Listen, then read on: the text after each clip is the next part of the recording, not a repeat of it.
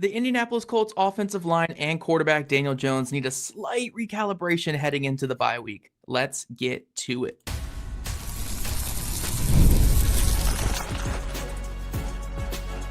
You are Locked On Colts, your daily Indianapolis Colts podcast. Part of the Locked On Podcast Network, your team every day.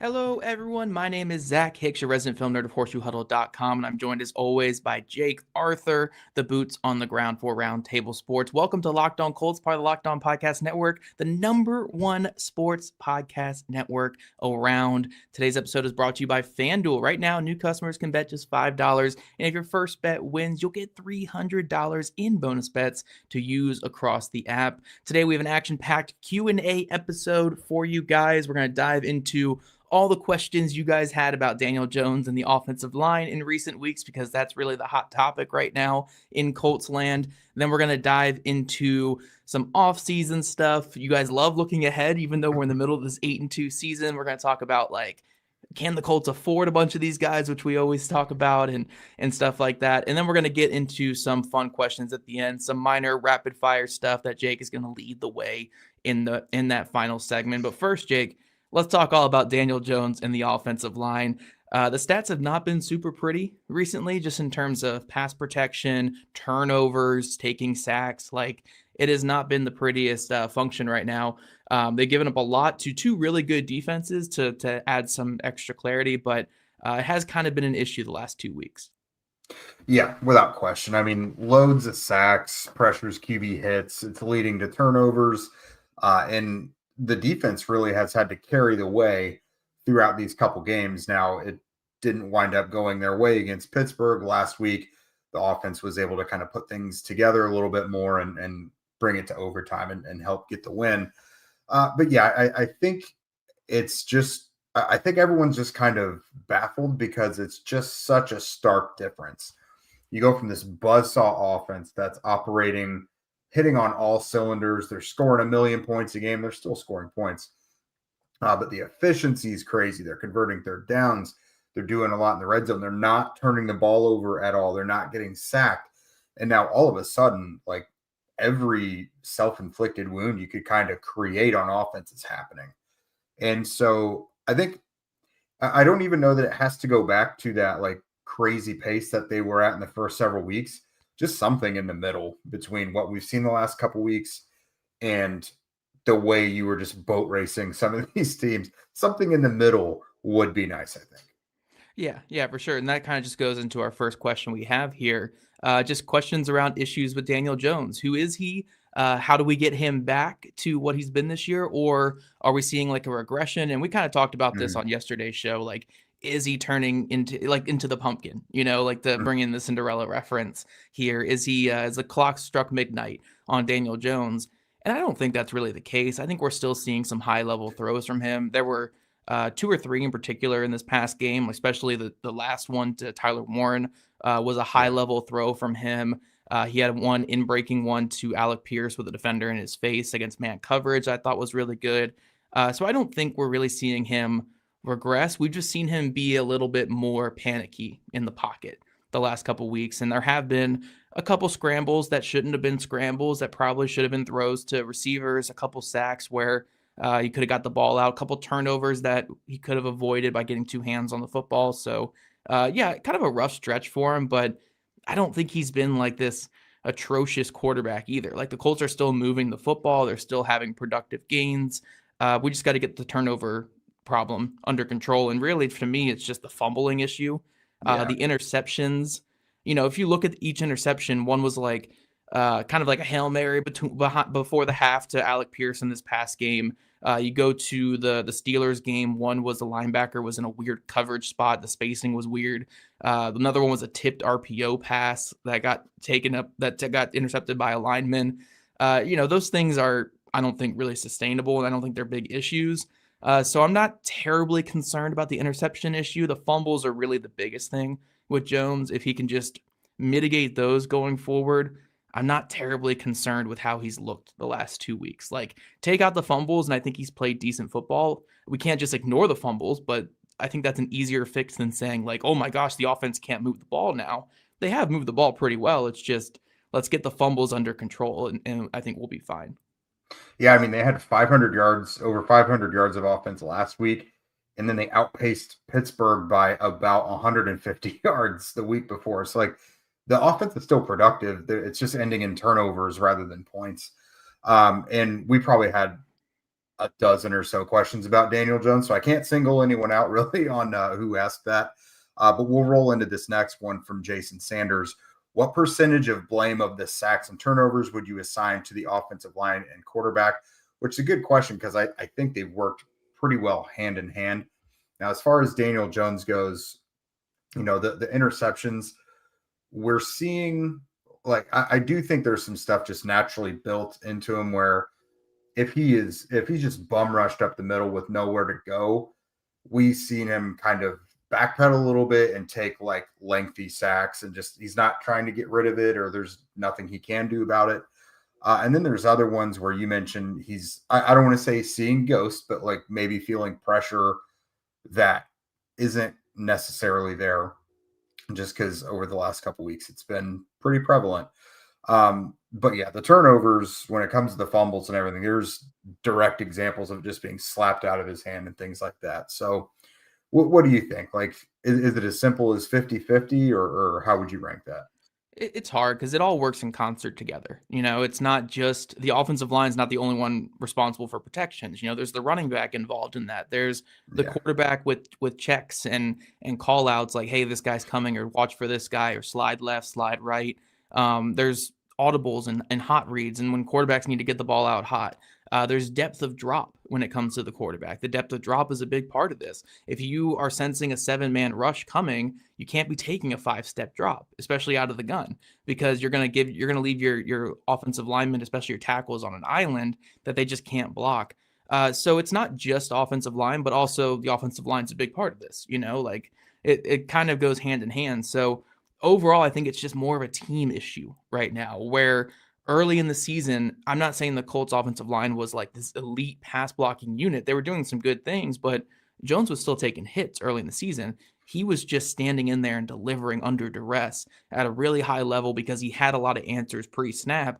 And I think what we're seeing these last couple of weeks is he hasn't been as comfortable and confident pre-snap, and it's led to his first read just not delivering the ball in his first read. And when you're getting a 6-7-man rush, when you don't have enough guys to pick that up, you're going to take sacks when your first read isn't there, So I think the Colts need to get back to finding answers pre-snap for him. There have been a couple of just things that the Falcons and Steelers have thrown at them pre-snap that have just been difficult for Jones to pick up on, which has led to some sacks.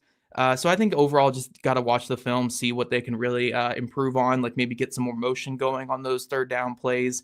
And I think that overall they can be fine. But yeah, it's hard to really say like offensive line 38%, Daniel Jones 70%, because they all kind of work hand in hand. Like you don't have one struggle without the others, unless like a guy is just getting beat super, super clean. It's kind of just, it's all across the board really when it comes to all these guys. Yeah, and I think I've noticed them like really going hard at Jonathan. Like when Jonathan's having to protect inside, it feels like the blitzers are coming like a freight train. And like I feel like he's good when he can see something coming and they're maybe not coming full speed, or there's like space to adjust to it. But when it's like messy traffic coming right through the middle, I think it's been a lot harder for him to adjust. So this next one, it's a question kind of about adjusting to that pressure, because of course we can all identify like this has been a problem and the Colts can see that, but it doesn't mean they can just quickly fix it, because defenses are still going to bring pressure.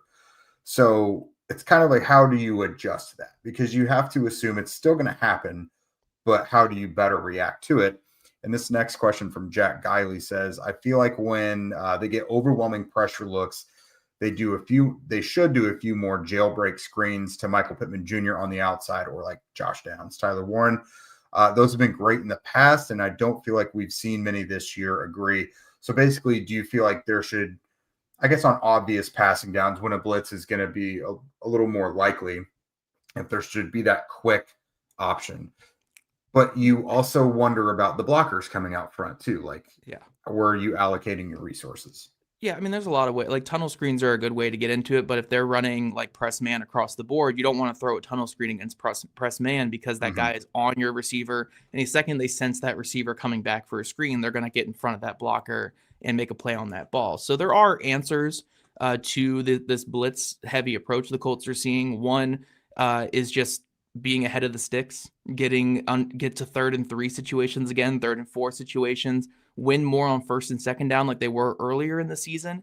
And then you can get hot on these blitz plays where, in contrast, if you're in 3rd and 12, it's hard to throw hot because you don't want to throw the ball 2 yards down the field on 3rd and 12 and have your guy have to make 10 yards after the catch to get that 1st down. So that's one of the biggest ones. Another good solution would just be getting Wiley Cox out there more on 3rd downs to have more chip help or just an extra blocker in there. Now that might invite the blitz, but if they're already going to bring 7 guys, you might as well have an extra hat in there to block and provide that protection. And then another one is just like, look, if you see that they're bringing pressure, just move Josh Downs pre-snap.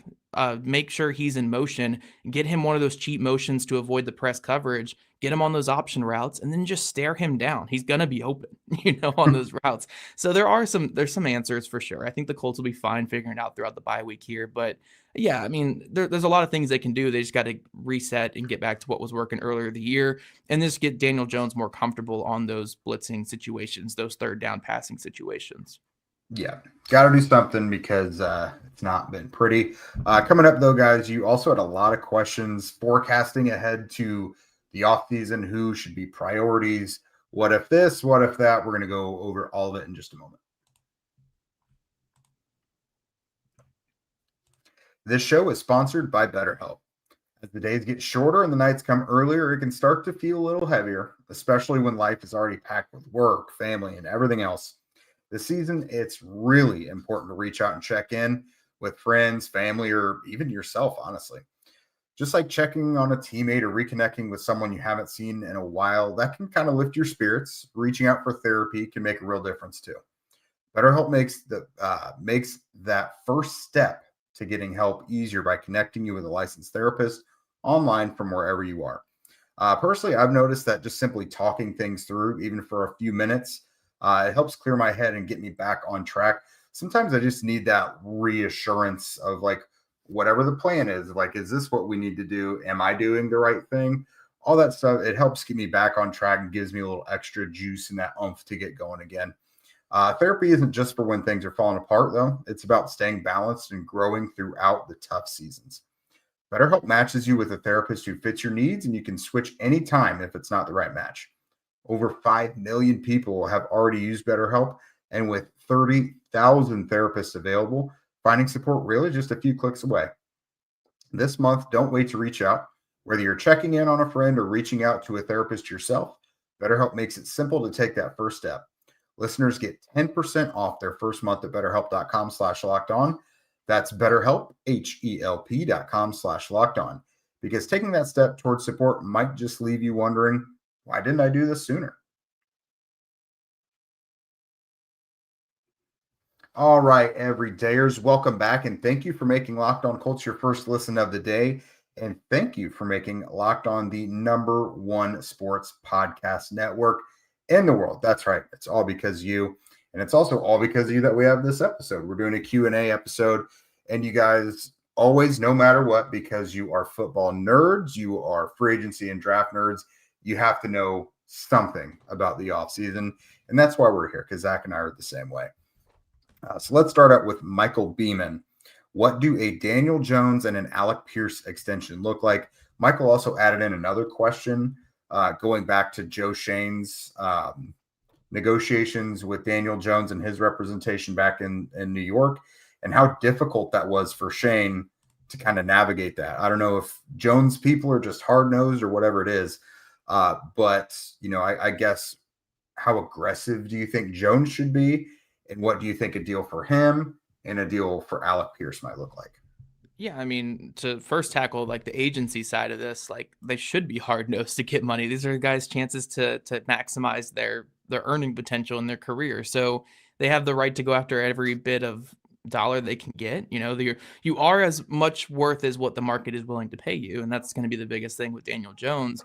In terms of what I think these guys actually get, I think I still can't really get past Jones getting more of like a Sam Darnold type deal to what Darnold just got in the last offseason. I think Darnold got 3 for 105. I think Jones will get that, but with like inflation, so like 3 for 115, maybe upwards of 3 for 120. I can't imagine it going much more than that. And ultimately, I don't really think that they're going to be wanting to get that anywhere else. I think both sides are going to understand that a lot of Jones's success is partly due to like where Steichen and this offense is at, but also like what he's doing with this team as well. Like it just works hand in hand exceptionally well. So I think they'll come to terms for sure after the season. I think it'll be around that again, 3 for 115, 3 for 120 type of bridge deal. And then they can see how that goes over the next couple of years. In terms of Alec Pierce, it was reported in that, was it Jeremy Fowler article, I believe, that said Pierce could get upwards of $20 million per year. I feel like we've been saying that since the offseason. And it ain't could. I promise you he's getting over 20 million. Yeah, he's going to get around $20 million per year or so. And look, I know there's a lot of Colts fans saying like, oh, how can we afford him? Can we afford him? The second they trade away A.D. Mitchell, I'm pretty sure that they have the mindset of prioritizing Pierce this offseason. So if you're nervous about all these Colts upcoming free agents, I will calm down. I will say to calm down just a little bit about Jones and Pierce. I think those are the two that should be back almost no matter what after the season. The question more so becomes the other guys that we're going to talk about with some of these other questions. But yeah, Jones and Pierce are going to take up a lot of the Colts' available cap this offseason, but I don't envision them going anywhere. I think both of them are going to be in place here for the future of this team. Yeah, no, those two feel like certainties to me. This next one from Joshua Jenner. Do we have any chance of re-signing? We already mentioned Pierce, but Nick Cross. And then is there enough cap space to sign Jones, Braden Smith, and Pierce? That's from Robert Jones. So let's just throw Smith and Cross and even Kwity Paye. Let's just throw the other big guys into the pile. So Smith is probably, I don't want to say lower on the priority list, but like they did draft a guy who might be his replacement. And, his situation is just weird because he's kind of performed at the level to get a bump in pay from the 10 million.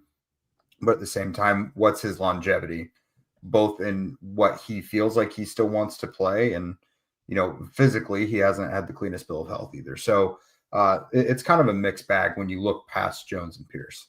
Yeah, no, when you look at those other guys, that's really where the question comes in. So to answer the question, like, honestly, is there a way to fit all these guys in?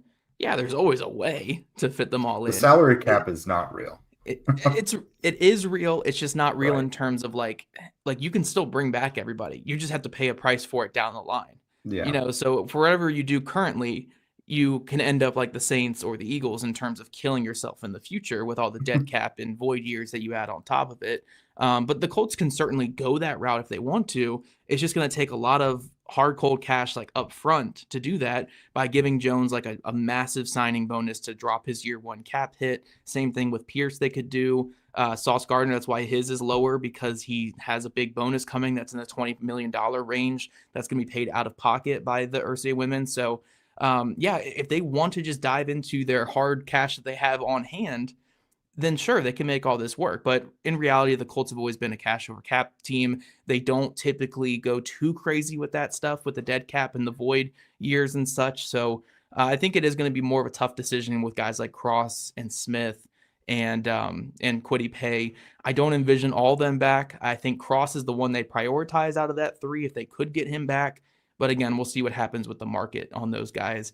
But yeah, Cross or Pierce and Jones, I feel good about being back. The other three, iffy. If they really want to go all in on this window, they could, but it's tough. It really is tough because, again, for saying the cap's not real and like the money's not real, like it takes a lot of hard cash up front and then hurting yourself in future years for the cap to not be real. And it is tough for a smaller market team like the Colts to operate that way. Yeah, and with that in mind, I do anticipate that they might kind of rework some contracts this year because we've been talking about it since before the season. Like, there's not a lot of guaranteed money out there on this roster, and players might want that. And then at the same time, the team might want to lower or inflate their cap space a little bit. So there's more work to be done there. This next one's interesting. Potential Lou Anarumo replacement if he takes a head coaching job. That's from JD. Now, this isn't just out of thin air. Like, there have been connections there to the Giants because Joe Shane and Lou Anarumo have a connection there, I guess. And Lou's been mentioned as a possibility there after the season. So, Lou coming back and putting together a decent defense and seeing what Cincinnati's defense has been like he's been in the coaching carousel before. Like, he might be on it again this year. Yeah, I'll be quick with this because we're running late on this segment. But him and the Giants GM go way back to the Miami days, and even I think Lou Anarumo's son is on the Giants staff right now as a scouting assistant or something like that. So there are a lot of connections there that could make sense. So I could certainly see Lou Anarumo getting those offers in the offseason, especially if the Colts defense finishes as strong as I expect them to finish. In terms of replacements, there's a couple in-house guys who the Colts are very high on and they like. Chris Hewitt and Jerome Henderson obviously would be the two guys that we would really be talking about, especially, again, if this Colts defense finishes the way that I think they will. I think both those guys would be right to get first interview. And then you go to more of like those Ravens tree type guys that Steichen respects. Weaver down in Miami, who could be out after the season if Mike McDaniels is fired. That could be a really interesting one. Just shut down the Buffalo Bills with a very short-handed Dolphins defense this past week.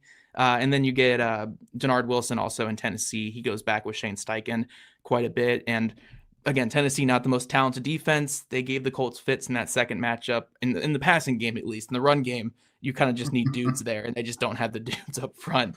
But I think those would be guys to watch outside. But Chris Hewitt and Jerome Henderson, I think, would be the first guys up to interview and potentially get that job.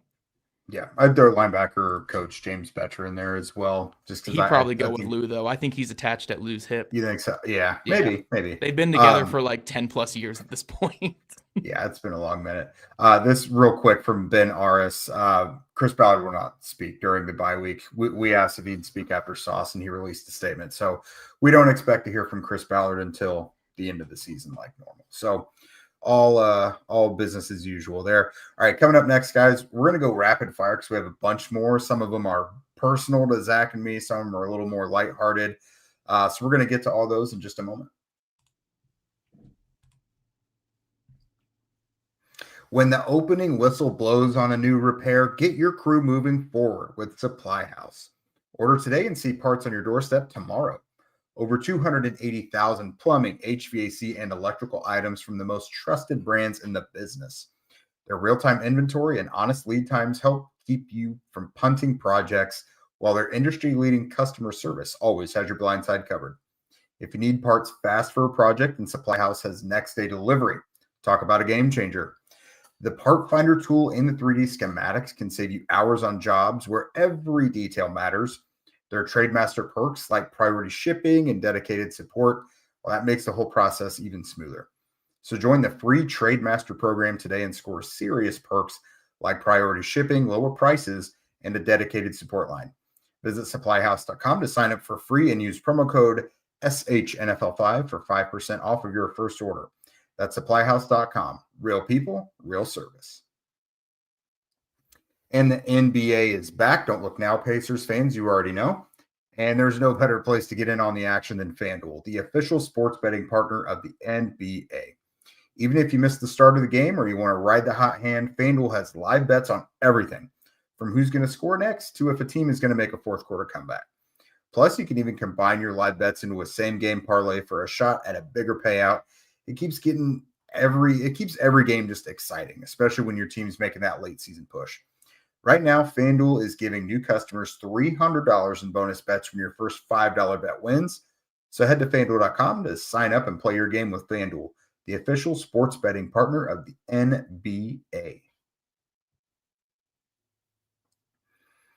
All right, welcome back, everydayers. We are doing fan Q&A today, and we're going into our lightning round.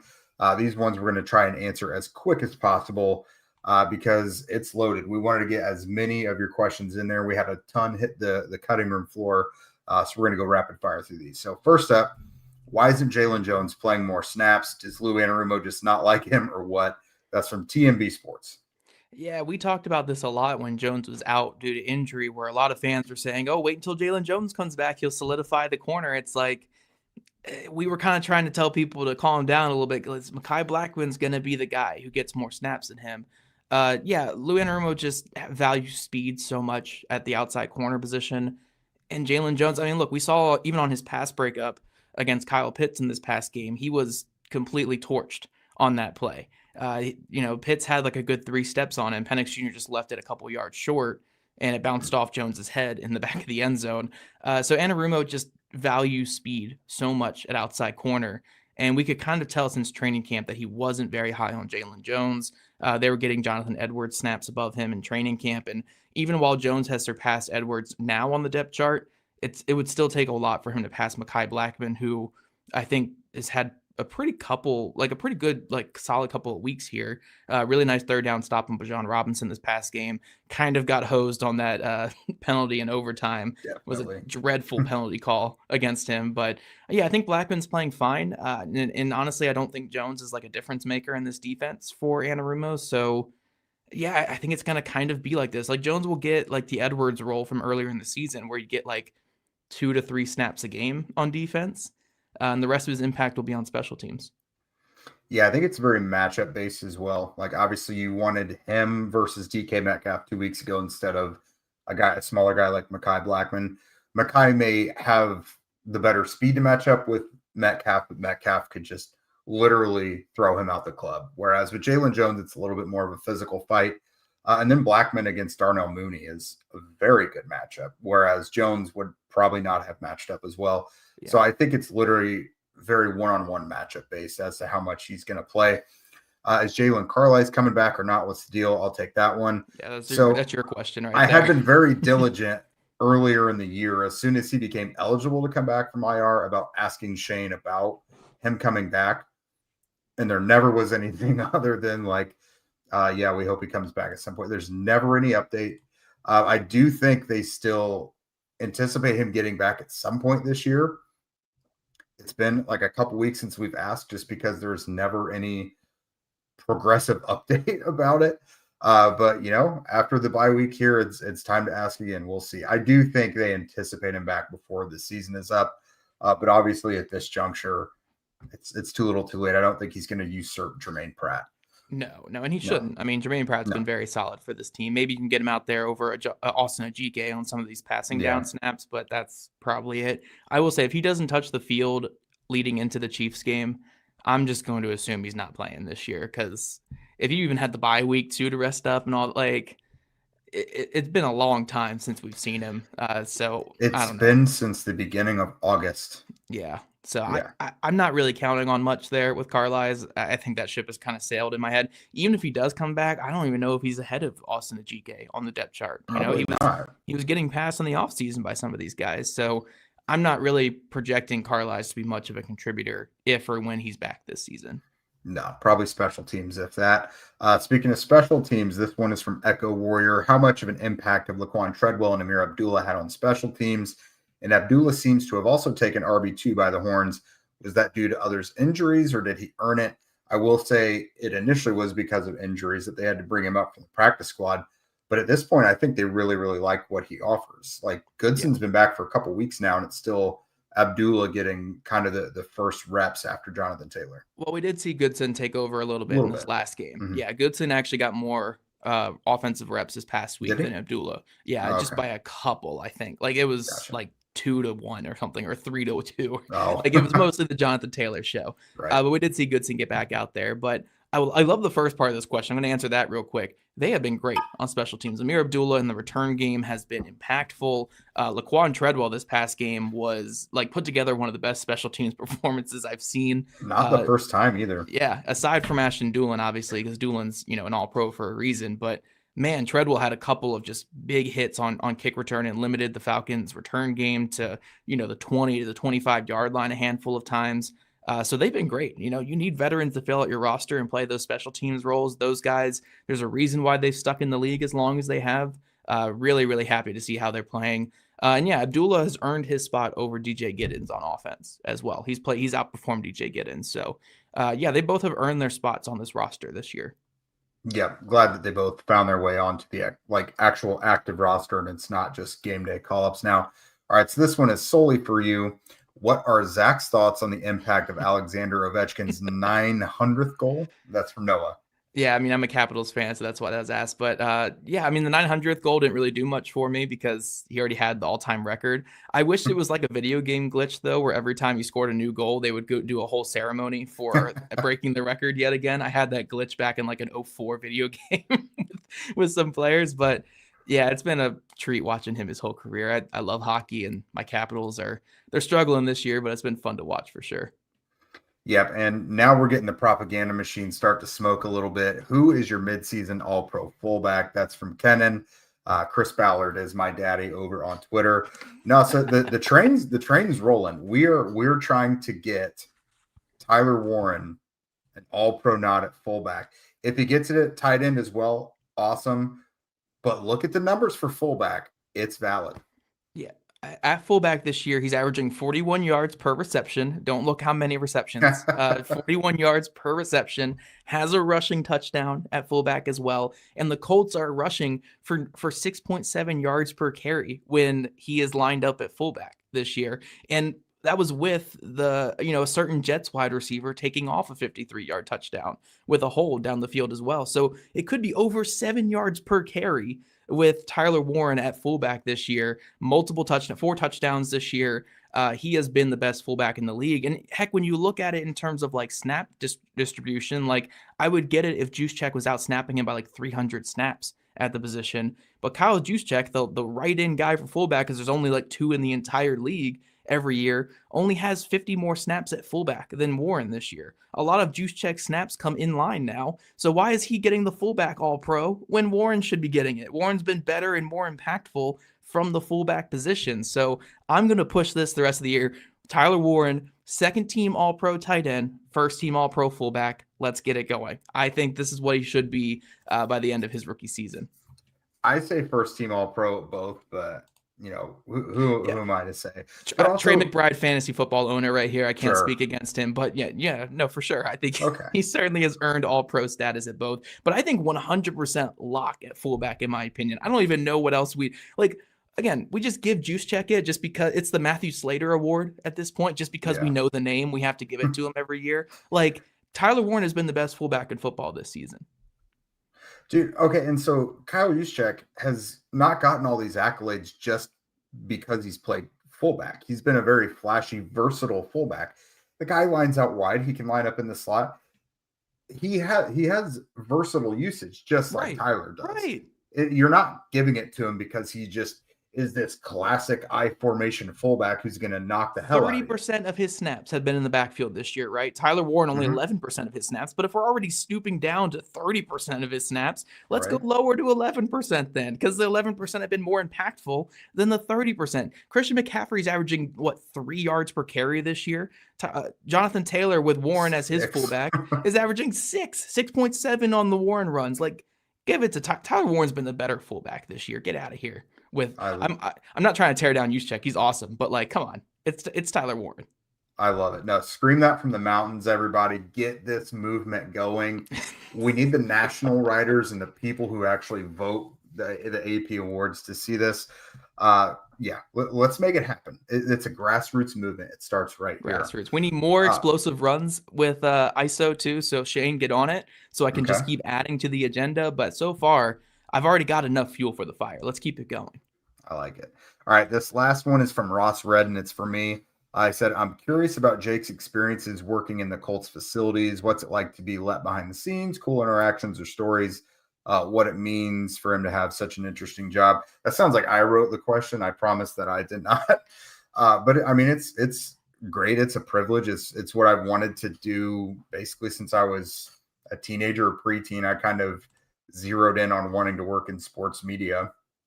I mean, I feel like I have a lot of access to things, and I know a lot of things that I cannot say, obviously. And I mean, I used to work in the building because I was with Colts.com for a while. Coolest part about that, you guys know us here, we're draft nerds. Being able to know what was happening in the draft room when I worked for the team was pretty cool.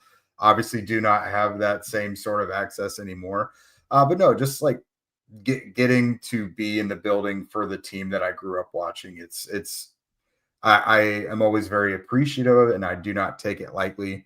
It still does not feel like work to me, so I'm loving it. So I appreciate that question for you. Yeah, you just love talking about yourself on here. I do. I You know never me. get questioned. No, I'm just kidding. I did get my question about Ovechkin on here. But we do want to thank you guys for making Locked On Colts your first listen today and every single day. The NFL season is in full swing. So for your next listen, get a double dose of the Locked On NFL podcast. Tyler the Madman Rowland gives you a shot of NFL espresso to start your football day, while Tony Wiggins takes you into the barbershop for the smoothest breakdowns to end the day. Find Locked On NFL on YouTube, where we listen to your podcast. You guys want to become a Locked On Colts insider and chat with us directly and get that insider scoop, follow the link in our show notes. And if you don't already, make sure you're following at Locked On Colts, at Jake Arthur NFL, and at Zach Hicks2, all on socials.